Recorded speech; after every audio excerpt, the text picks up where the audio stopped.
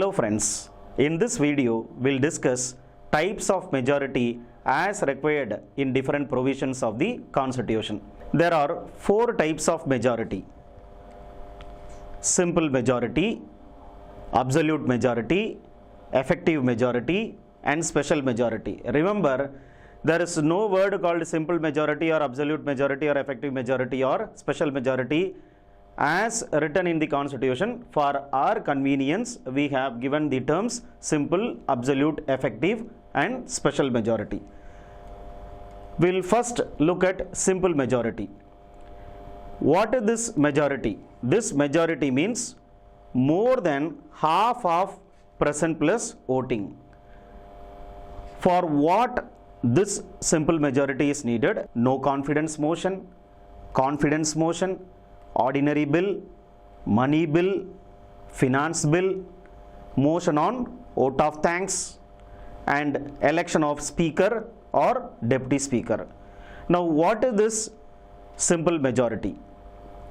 Simple majority means a majority of more than half of present plus voting.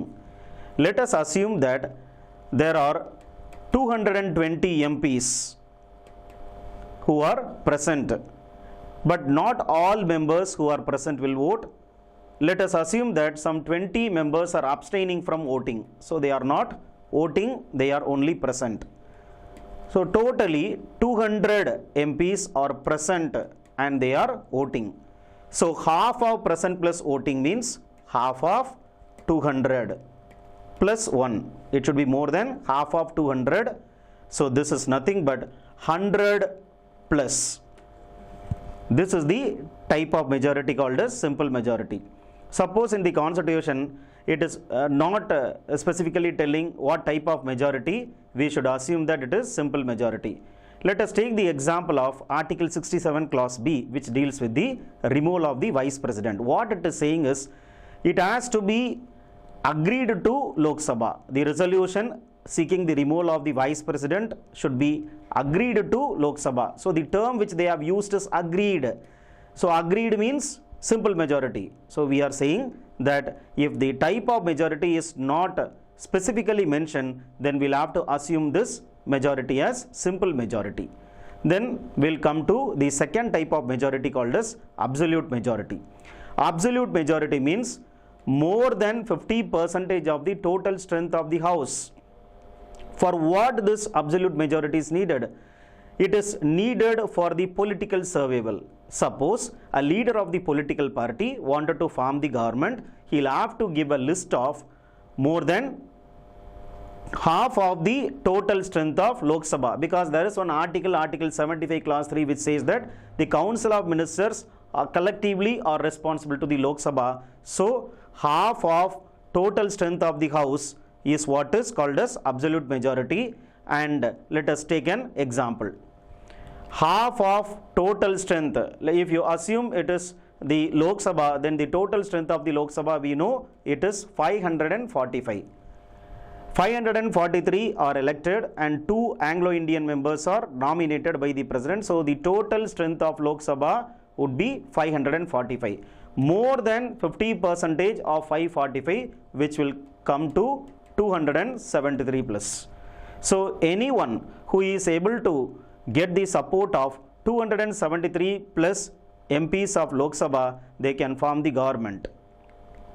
Then the third type of majority is effective majority. The only difference is, earlier we have seen in the absolute majority, it is the total strength of the House. Here effective majority means the current strength of the House. Current strength of the House means what? Total strength of the House excluding vacancy. Let us take the case of the removal of the Vice President of India given under Article 67 Clause B. The removal of the Deputy Chairman of Rajya Sabha given under Article 90. The removal of the Speaker of Lok Sabha under Article 94.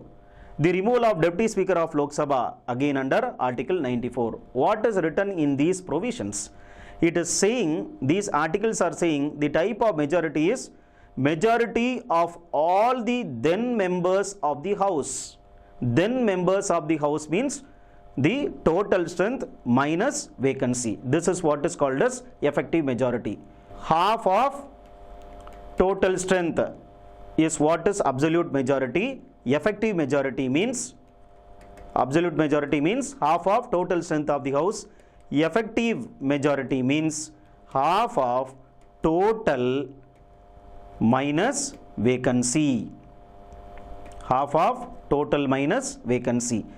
Total, let us take the case of Lok Sabha. Total, we have seen Lok Sabha 543 plus 2, so 545 minus vacancy. Let us assume that there is a vacancy of say 5 MPs in Lok Sabha. So 545 minus 5, which is half of 540.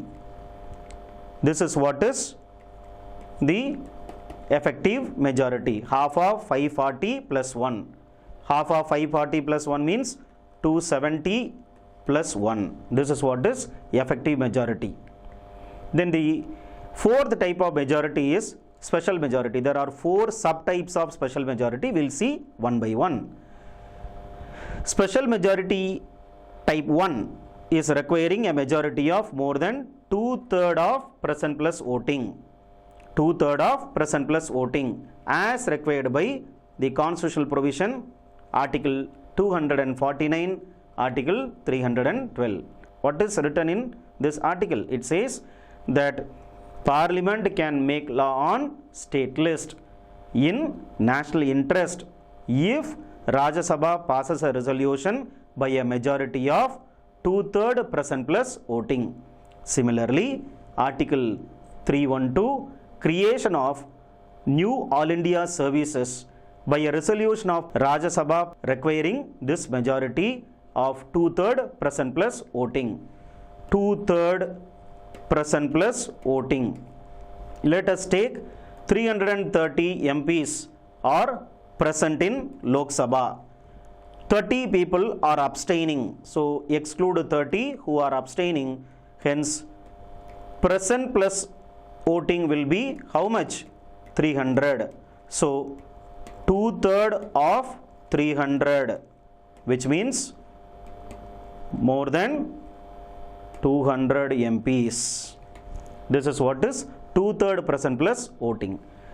Then we'll look at the second type of special majority, which requires more than 2/3 present plus voting plus half of the total strength of the house. Take the case of Article 124 clause 4. It deals with the removal of the Judge of Supreme Court. Article 169, it deals with the abolition or creation of legislative council in the states. 2/3 present plus voting, this condition should be satisfied. Along with this, half of total also should be satisfied. Both the conditions should be satisfied. For example, 2/3 present plus voting, let us take the case of 300 MPs or present plus voting. So totally how much it comes? It comes 200. Half of total is what?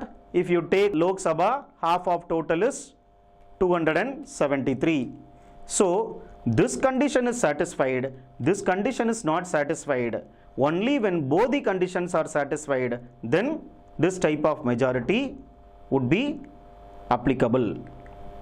Now the third type of special majority, which is apart from the previous thing, we are adding, it should be ratified by half of the state legislatures.